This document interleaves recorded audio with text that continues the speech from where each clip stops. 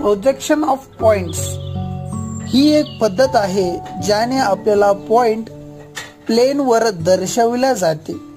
Planes हे 3 प्रकारचे आहेत. एक हॉरिझॉन्टल प्लेन ज्यामध्ये ऑब्जेक्ट आपल्याला टॉप व्ह्यू आणि बॉटम व्ह्यू दिसतो.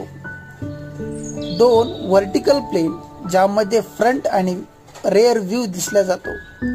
आणि शेवटचं 3 प्रोफाइल प्लेन ज्यामध्ये साइड व्ह्यू असतो.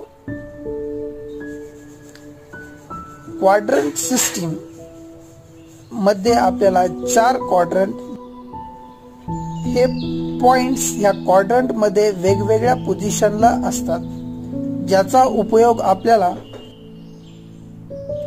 ऑर्थोग्राफिक प्रोजेक्शन दाखवण्यासाठी होतो.